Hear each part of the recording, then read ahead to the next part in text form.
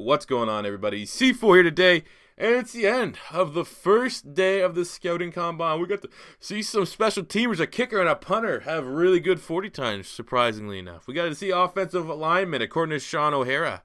I think that's who it was. Hashtag Fat Guy Friday.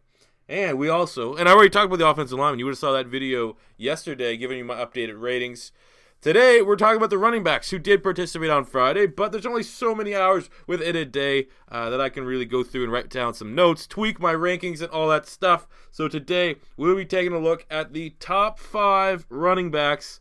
I really want to do top 10, but there's not really, like, once you start going to 10, you start overexerting yourself. I'm going to talk about 10, maybe my 10 favorite running backs for the upcoming class, but I am truly only going to rank my top 5 here in order.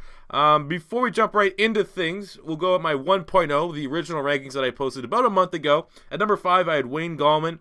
Number 4, Joe Mixon. Number 3, Christian McCaffrey. Number 2, Dalvin Cook. And number 1 was Leonard Fournette. Not a whole lot has changed for my top 5. Only really one switch has been made, but I will quickly talk about a couple running backs that I do like that won't necessarily be ranked here today. So let me just actually pop up the rankings. I'll talk about what I like. D'Angelo Henderson from Coastal Carolina, 5'7", 208. He had a great looking combine. I believe I heard Daniel Jeremiah really compare him as a Maurice Jones-Drew type. He's really, really thick and solid and ran fairly good times. I think with him, D'Angelo Henderson, he had a 4.48, put 20 on the bench press, very respectable, and I definitely could see him finding a way to, right now he's currently projected on CBS Sports to be a 7th round / free agent. I think he certainly helped his draft stock a bit. Jamal Williams from BYU, big bodied motherfucker, 6 feet tall, 215 pounds. Didn't have the strongest combine. I think with Jamal Williams, he could have looked to, like I said, he's one of those guys, like, he's not big enough to be really considered a power back, but he's not really small enough to be shifty. Ran a 4.59. Didn't participate in the bench press, but I think a guy like him, 5th round back, not as confident as a 5th round back last year like Jordan Howard was, but I certainly think he could find his way onto a roster. Same goes with James Conner. Everyone always wants to, talk about, oh, he's a great story, but it truly is. It truly is one of the best stories. I think, I don't know what the fuck ESPN does at the awards, but I think James Conner's story should have won the most encouraging story. Not probably give it to some guy that cut his dick off or something. But James Conner has been an uber productive back at the University of Pittsburgh. Consistently when he was healthy, getting double-digit touchdowns, 4 or 5 touchdown games multiple times throughout the season. He didn't have obviously he was never going to test super well. I think with him, you're getting more so, obviously, a power back. And really, he's the true power back from this year's combine with Foreman. Deontay Foreman from Texas. I think he pulled out with a foot fracture or something crazy like that. So really, if you were at the combine looking to find maybe the next power back, it was really between James Conner and Samaje Perine. Conner, 4.65, 40. He was not great. 20 bench press, not great. He probably will be a 6th round pick, but I can certainly find him making an NFL roster. Obviously, Jerry McNichols has been my sleeper the entire draft prospect, and he looked phenomenal at the combine. Caught the ball really well in all the on-the-field drills. Personally, he stood out to me. His combine stats weren't, I think personally, a lot of people are going to be saying, like, who's this Jerry McNichols guy? I've been on the Jerry McNichols train well before anyone else. He was in my first Philadelphia Eagles mock draft. He ran a 4.49 40, had a 35.5-inch vertical. I think, personally, he's going to be my sleeper. If Philadelphia want to wait till 4th, 5th round and get a running back and Mixon's off the board, I'd be totally content with bringing in Jerry McNichols and having him come in and compete for a starting gig right off the bat. Obviously, Foreman didn't participate, which, a lot of people are waiting to see what he could run. Kareem Hunt from Toledo was a guy that I thought was going to be, really, really good sleeper. His tape looks excellent. He ran a 4.6, so I think he hurt himself. Obviously, you know what I like about Wayne Gallman. I think, again, he didn't test well. He ran that high 4.5s, low 4.6s, which was not exactly what we want to see. But I do think he's underrated pass protection, which a lot of people you could see through the draft prospect last year with Ezekiel Elliott. Pass pro is a massive, massive thing.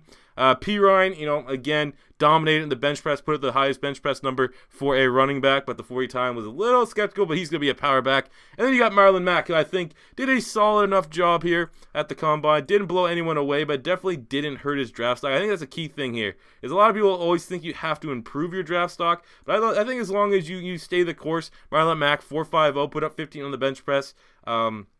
I think certainly he has found his way onto a roster. But that does it for the guys that aren't going to be officially here in the top 5, but I like.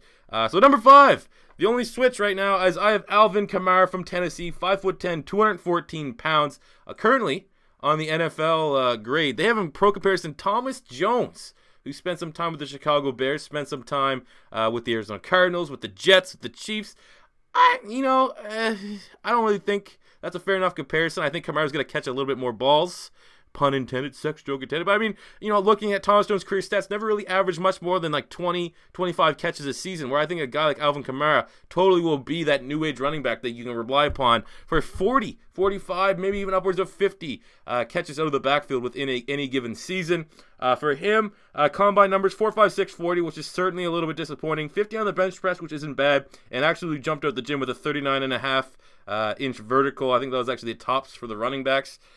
So, I mean, on one hand, he looked solid until he ran the 4.56. I think his second 40 time was like a 4.6, something that wasn't flattering at all. A lot of people actually were saying it through Twitter and on other social media forums, that he kind of hurt himself with that second 40-yard dash time. But I still think he's a nice little playmaker. Only word with him, obviously, he has a limited scope at Tennessee, was a dual threat with Jalen Hurts, so he wasn't ever a lead back. So durability concerns are always an issue there. Coming at 214 though, that's about 10 pounds heavier than a lot of people expected him to be. Everyone thought he was going to be a shiftier 205, 200, kind of similar build to Christian McCaffrey. But seeing that he bulked up, certainly could probably get off of some of those durability concerns. But I mean, it's kind of hard to knock a guy on durability concerns just because he was a backup and he was a different change of pace back, and the touches weren't there because of scheme fit. It wasn't because the coaches at Tennessee thought he was lacked durability and they didn't want to give him that big of a load. It was just because there's a big motherfucker in Jalen Hurts ahead of him. So I think Alvin Kamara definitely will be a very nice running back here. In his stats, 2 years at the Tennessee, he had 1,294 rushing yards, 16 rushing touchdowns to pair with 74 receptions, 683 yards, and 7 touchdowns. So I think that is going to be a nice bunch of tape for NFL scouts to watch. And I think for him, I feel confident putting him here at the number 5 spot. Jumping number 4, I have Joe Mixon, still staying there from the University of Oklahoma, 6'1", 225 pounds. Obviously was not invited to the Combine. He's going to have himself a nice little Oklahoma Pro Day. But I think with the overall, everyone was hyping up this year's running back draft class. No one really, 4.49 was pretty much the highest for the big guys, 4.48. If Joe Mixon dominates his pro day, which I don't necessarily know if the straight line speed is gonna. I can see Mixon just being more of a 4.5 guy, pretty much what we got already at the Combine. But he must be licking his chops. There was actually a pretty heated debate amongst Marshall Faulk, Mike Mayock, and Rich Eisen about the whole Joe Mixon not being invited to the Combine and yada, yada, yada, and all those other things. But with Joe Mixon, I think personally, with a lot of the big dogs not having mind-blowing combines, with a guy that is as good as an athletic specimen that Joe Mixon is, he certainly should be excited that he can actually improve his draft stock, even more so than what it is because of the Combine. The pro comparison for Joe Mixon stays the same. It's Le'Veon Bell. He looks like Le'Veon Bell. That's why I keep stressing to Eagles fans, Joe Mixon is the answer. All right, get over the horrific thing that he did. It's look at Tyreek Hill. That's the only thing. I'll never justify what he did. The tape looks pretty bad, even if the reports say that the girl called him an N-bomb, and the girl technically did put her hands on him first. But there's no reason why he had to fucking knock her out. He could have simply, he's a football player, could have just handled that situation 10 times better. And there's been a couple other incidents, nothing nearly that serious. But I think the fact that you need to stress that there's other running backs. Dalvin Cook did something like that. I can't remember exactly what it was, but Dalvin Cook had an off the field issue. But because it wasn't on camera, no one made a big deal of it. There's multiple other guys that had issues off the field that were invited to this year's Combine. But just because there's no video footage, they weren't in shit. So I think with Joe Mixon, a guy like that's uber talented. If truly that many teams are writing them off the draft boards, fucking Philadelphia. I think with the Eagles personally, I would draft him with the 3rd round pick. If he's going to fall, let's be honest, he's going to fall. A lot of people right now are saying 4th, 5th round if they're comparing him to Tyreek Hill, went in the 5th round. But if he's there, with the Philadelphia Eagles having 2 4th round picks, if he's there for both of them, if he goes to the 5th round and Philadelphia passes on him with their 2 4th round picks, I'm going to make the biggest rage video that you will ever see here on Beast Mode TV. Maybe, I'd put EDP to shame. And this could be rightful goddamn frustration because Mixon is the answer. He is exactly what we need on our offense, and he's going to be at a fucking bargain price. Do not fuck this up, Joe Douglas. Do not fuck this up, Howie Roseman. Do not fuck this up, or I'll fly to Philadelphia, and I will kick both your asses and put that shit on YouTube. Back to Joe Mixon. Obviously did not go at the Combine. I may make a video actually when Joe Mixon has his pro day, because that's going to be the most watched pro day, along with probably Mike Williams, the wide receiver from Clemson, and eventually when Corey Davis does his private workout, I think sometime in April. But his stats there in 2 years with Oklahoma, 2,027 rushing yards, 17 rushing touchdowns to go along with 65 receptions, 894 yards, and 9 touchdowns. He is the complete running back. He is the evolution of the running back position personified, and he is an absolute stud. But because of all the off-field issues, your best ability is your availability. And obviously, because the other three guys up here more so squeaky clean, we have to put Mixon here at number 4. Go number 3 is going to be Christian McCaffrey from the University of Stanford, 5'11", 202 pounds. My pro comparison for him. Now, I don't like a lot of people's other pro comparisons for McCaffrey. They seem to be all over the place. NFL Network had Tiki Barber, and then you also get the generic, he's just, he's got to be a Julian Edelman. I think Matt Forte, his tape looks exactly what Matt Forte was able to bring to the Chicago Bears for quite some time. And I think with a guy like Christian McCaffrey, certainly improved his draft stock, had a very strong combine, ran a 4.48, put up 10 on the bench press, was a little bit disappointing, but he's not a power back. He's an elusive, shifty guy. I don't necessarily want my running back, for a guy like Christian McCaffrey, when you're evaluating him, maybe it could be the work ethic because he didn't put the time in the gym, and the 10 bench press reps really reflect that. But I just think, I don't want him to be bulking up. A guy if you wanted to put up a lot more, I'd rather he be slimmer and more agile than bulkier to put up better, impressive numbers on the bench press. He also had a 37.5-inch vertical, which was very, very good. I think that was tied for 4th for the running backs. White guys can, in fact, jump from time to time. His stats, 2 years as a starter at Stanford, 3,622 rushing yards. 3,622 rushing yards, and 22, yes. 21 rushing touchdowns to go along with 82 receptions, 955 yards, and 8 touchdowns. I truly believe, much like Joe Mixon, it's really the evolution. Obviously, at only 202 pounds, that's small. In durability, I think more so in his case than a guy like Alvin Kamara, who's about 10, 15 pounds heavier, could be a reason. And you may be a little bit skeptical for his size if you draft him to be your starting running back, keeping him on special teams, where he's such a dynamic weapon. But maybe you want to limit the amount of punishment and hits that he will take. Maybe, I don't know. He's a guy with his frame. I think he could probably bulk up to 215, but that'd probably be it. But that's big enough in today's NFL. You don't need, the Leonard Fournettes of the world. Other guys will work. You scheme, you plan, you build around him. I think McCaffrey is going to be an absolute stud. And I think with a very strong combine performance, he certainly... there's been a lot of murky waters. He's going to be a first-round pick, a second-round pick. Could he slip to the 3rd round? I think for sure he will be gone before the end of the 2nd round. And I think with a strong combine performance, a lot of teams, if you need him at the back end, he could certainly be a late first-round pick. But Christian McCaffrey, big fan of him. Hope he does well. Number 2 is going to be Dalvin Cook from Florida State, 5'10", 210 pounds. The top 3 stay the same for me. Pro comparison on NFL.com is Edgerrin James. And I wasn't really around watching football when Edgerrin James was coming out as a rookie for the Indianapolis Colts, I think. Was that where he started? Was it the Colts or the Cardinals? One or the other. I'm pretty sure it was the Colts. From Miami. So I guess we'll have to take that for what it's worth. I don't really have a ideal pro comparison for a Dalvin Cook. It's kind of tough. But we'll go with Edgerrin James right at the top of my head. So his combine performance, 4.49, 40, 22 on the bench press. Very impressive. Most for a running back, I think.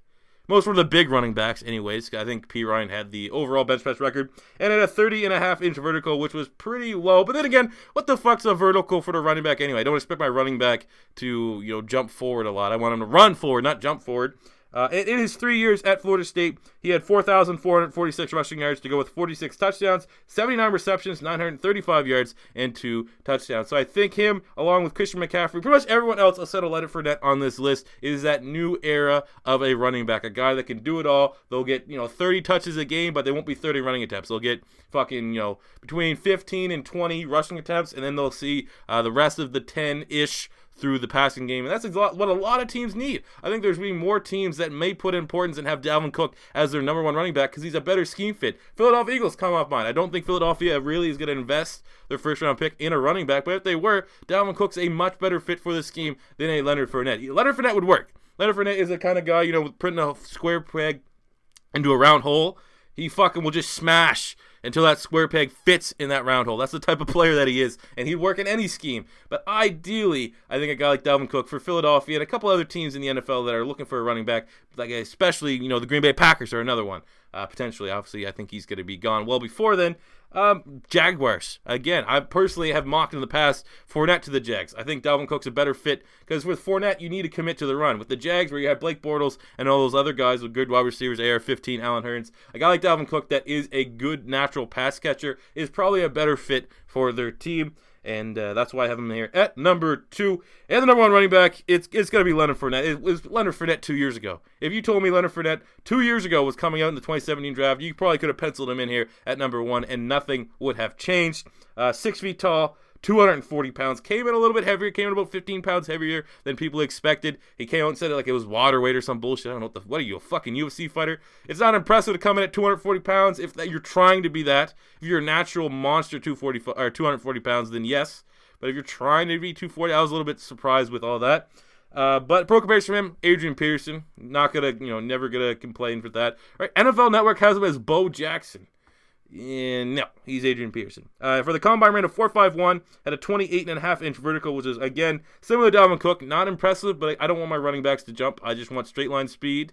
Personally, he did not participate in the bench press. I don't know if he'll do that at LSU's Pro Day or not, but the 4.51 was right in the mix for the top running back 40 time, especially for the top guys. And he weighed, 20, 30 pounds heavier than everyone else. So he's truly an absolute freak. And when you see him featured on the channel, be it the Toronto Huskies franchise mode or any rebuilds, there's a reason why we call him the freak. Because he is. Move over Javon Curse. It's now Leonard Fournette.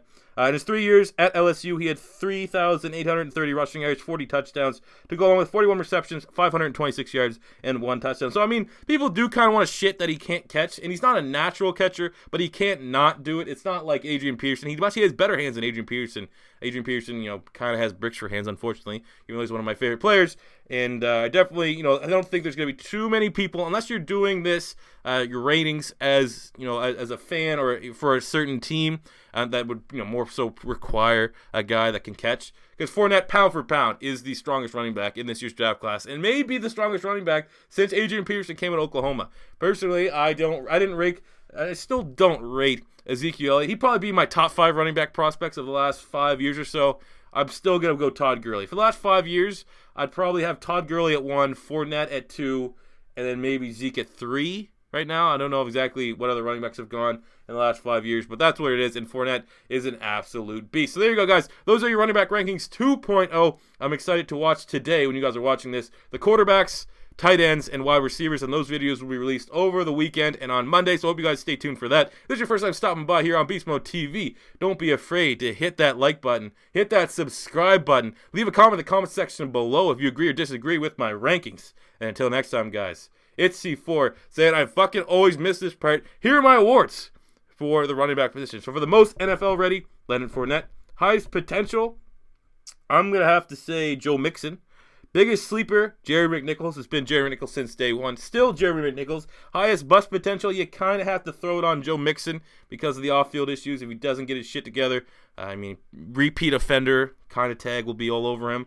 And for the person that most improved their draft stock at the Combine, we're going with Christian McCaffrey, and I also really was impressed with Boom Williams from the University of Kentucky. But there you go, guys. Those are the running back rankings, and until next time, it's C4 saying peace out.